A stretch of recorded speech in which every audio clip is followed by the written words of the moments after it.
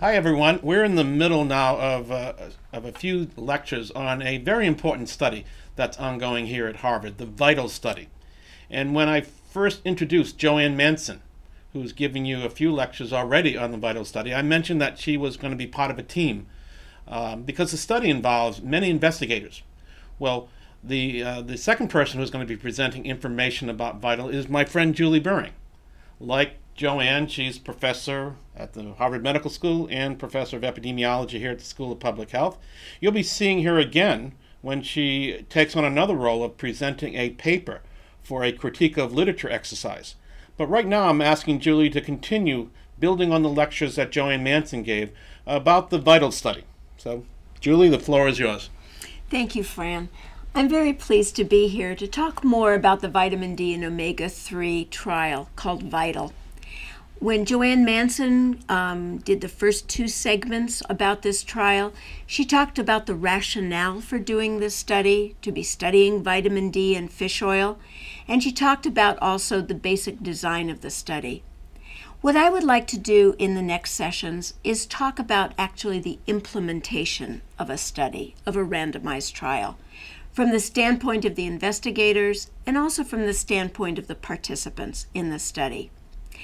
If we review for just a second the basic design of the study, which Joanne Manson explained to you, we have a trial in which we have 20,000 men and women, men over the age of 50, women over the age of 55, and they're initially healthy, which means that they have no evidence of cardiovascular disease and cancer. We're going to try to prevent those diseases by seeing whether vitamin D or fish oil will be effective in this way. What we did in the trial is take those 20,000 people and divide them into two groups. One group that would get vitamin D and placebo, and then another randomization where the groups would be divided again into those getting fish oil and placebo. So if you look at it from the diagram, we take our 20,000 initially healthy men and women, and we take them and we divide them into two groups.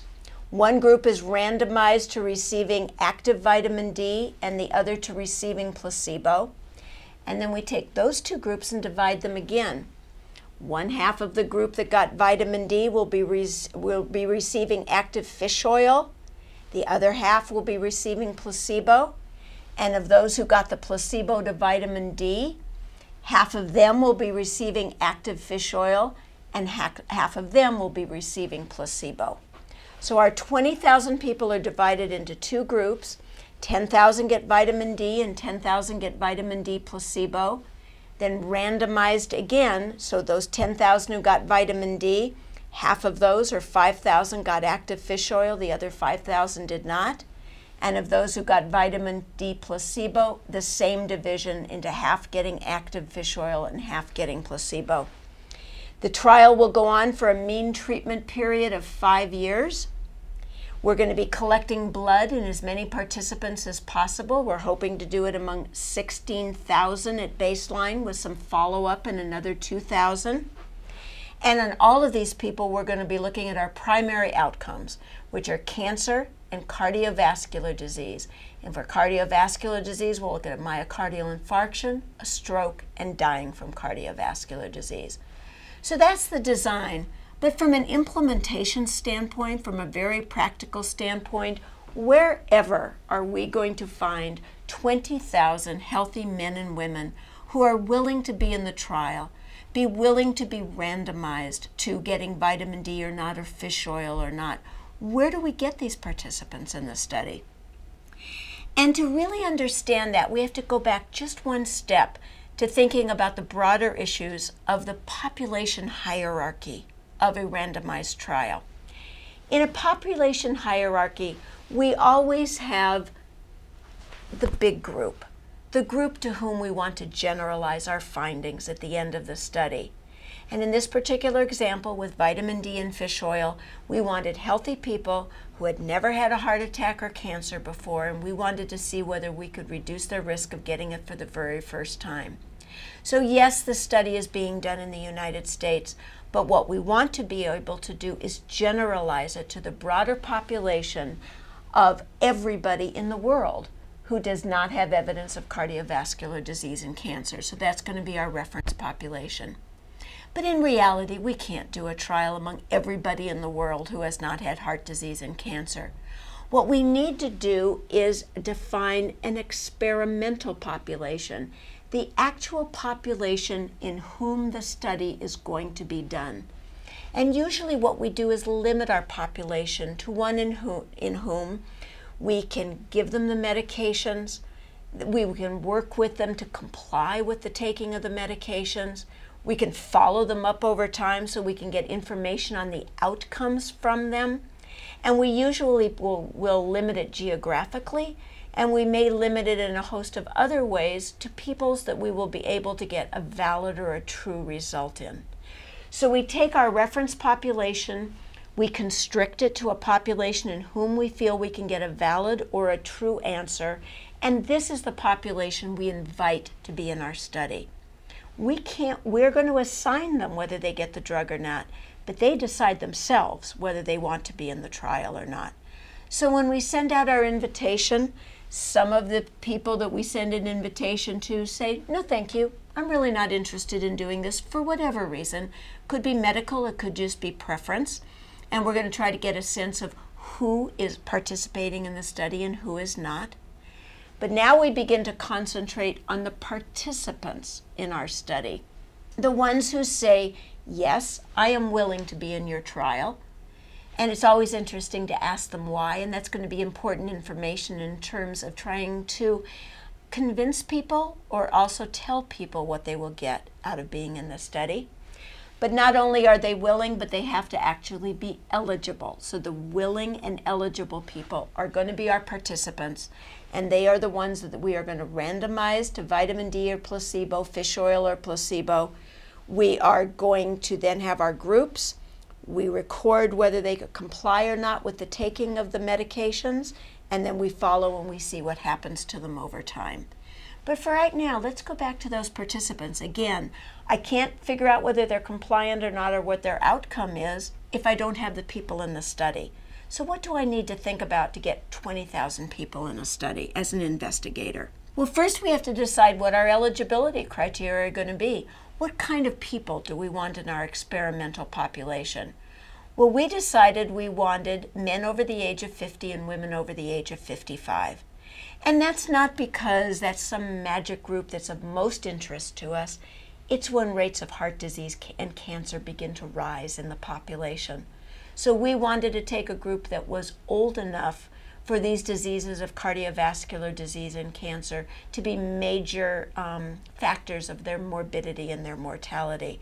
It would be wonderful to take a younger group to start giving these interventions when someone's 20 years old and see whether that makes a difference or not. But you can imagine how long we would have to follow those people to get to the point where they began to have the endpoints that are of interest to us in our study. So we compromise. And we take a population when the rates of cardiovascular disease and cancer begin to rise in the population. Now, this is a primary prevention trial, meaning that people have no evidence of the diseases yet. Secondary prevention or a treatment trial would be taking people who already have heart disease and cancer and giving them a treatment to see if it makes a difference on recurrence rates or on side effects or dying from the disease. But we want to move it forward. We want to see whether people with no clinical evidence of these diseases, may we make a difference in terms of their reducing their risk of their first clinical diagnosis. Therefore, they can't have had these diseases so far. They can have not been diagnosed with them. So no history of cancer, no history of cardiovascular disease, no prior myocardial infarction or a stroke, a transient ischemic attack, which is a precursor of a stroke, angina or chest pain, or one of these revascularization procedures like coronary artery bypass grafting. Those people could not be in our study in a primary prevention trial. They also can't have had any reason why they cannot take vitamin D or fish oil or need to take vitamin D or fish oil. Because remember, we're going to randomize them against, they're not going to select it. we are going to go ahead and say whether you're going to take the active intervention or you're going to be on a placebo. So we can't have anybody in the study who needs to take one of those interventions or who cannot take one of those interventions. So they can't have had a history of renal failure or dialysis, elevated calcium levels, hypercalcemia, hypo or hypoparathyroidism, severe liver disease like cirrhosis, sarcoidosis, tuberculosis, another granulomatosis disease. We can't have those people in our study. They're going to be getting fish oil as one of the interventions, or they're going to be getting omega-3 fatty acids in the form of fish oil. So if someone has an allergy to fish, it would not be safe to put them in the trial just in case they also had a reaction to a fish oil supplement. And it also must be that they cannot be taking too much vitamin D on their own, because then with our supplement, they might be getting too high levels. So they have to be willing to stay under 800 international units of vitamin D per day. They can't be taking too much calcium, because the calcium in vitamin D may increase risk of kidney stones if they're in too high levels. So they have to be under 1,200 milligrams of calcium per day, and they can't take a fish oil supplement. So that's the population that we want to put in our study and find 20,000 of those people. And in addition, there's one more thing that's very important to us, and that is that we have ethnic diversity in the study, but in particular that we have an adequate number of African Americans in our study. And this is because of the nature of the intervention we're looking at, which is vitamin D, which naturally comes from the sun. And with a skin pigmentation that's darker, it is actually known that African Americans have lower levels of vitamin D in their bodies, and we also know that they have increased risk of cardiovascular disease. So it's going to be very important for us to have this group in whom we really want to know whether vitamin D supplementation would make a difference. They're a particular vulnerable group that we want to know whether we can be a benefit to. So we're going to want to make sure that we have an adequate number of African Americans in our study for us to be evaluating the role of fish oil and vitamin D specifically in that population. So it'll be a total of 20,000 participants in our study, 10,000 men and 10,000 women, so we can look at whether these agents work differently among men and women to reduce risk of disease, and enough African Americans in the study for us to be able to look at whether it reduces risk differently in that population than, for example, in a Caucasian population. And where did the 20,000 even come from? It came from us doing a power calculation, a sample size calculation at the beginning of the study, where we said, how many people would we need to put in the study to be able to see a 20% reduction in the development of a first cardiovascular disease or a first cancer with these agents? And by calculating, we want to have 80% power to be able to find that 20% reduction. We want to be testing at the 0.05 level, which is the common conventional level of statistical significance. And our calculations told us that we would need about 20,000 of these type of peoples for us to be able to see a 20% reduction, which we felt would be clinically meaningful, something that people would respond to and say, you know, that really does make a clinical or a public health difference. I would want to know if there's a 20% reduction in risk of these outcomes with fish oil or with vitamin D. So where do we get our people? Back to that same question. Well, one interesting thing about our study is that it's being done completely by mail, meaning we do not bring our participants into a clinic. We do not see them on a regular basis. The reason that we did that is simply because of cost. These are agents that are relatively safe. We do understand the side effects. It would be very possible for us to just mail them their vitamin D or their placebo, their fish oil or their placebo, ask them whether they were diagnosed with any of these outcomes during the last period of time by a physician. Then we can ask them to allow us to look at their medical records so we can validate or confirm those endpoints. So it's a very cost-efficient way to do this study, but it does have implications in terms of recruiting people, because often the most effective way to recruit someone is to talk to them one-on-one, to sit down with them, to tell them about the study, to answer their questions in person, to maybe be able to put up a sign in places where these kind of people might be, whether it be a church, a public building, a clinic, someplace where they're there for other reasons and they can look at it and say, well, that's interesting. That is a question I have wondered about, whether it's worth my buying these supplements and using them. This is a study I might be interested in. But we don't have that opportunity. We have to mail a letter of invitation to these people. So we actually purchased 7 million names and addresses from commercially available U.S. mailing lists. We tried to think about what kind of mailing lists might be read by people that we would want in our study. And it has to be age appropriate. So we want people who are over the age of 50 and over the age of 55. And it has to be an enhanced minority recruitment. So what would be most promising, most fruitful? So examples that we used were mailing lists of professional organizations, licensed health professionals, business professionals, other organizations such as the AARP, the Association of Retired Persons. That would be very appropriate for this age. Subscription lists of magazines or newsletters whose subscribers are individuals that might be eligible for the trial. That's what we purchased. That's who we mailed to. But the important thing to know is that only a fraction of those you invite to be in a trial are going to be willing and or eligible to actually be in the study. And depending on how much you ask them to do, the farther you go into the study telling them about it, the more you lose people who are willing. At the very beginning, where you say, just fill out this questionnaire to see if you may be eligible or not, many people will respond.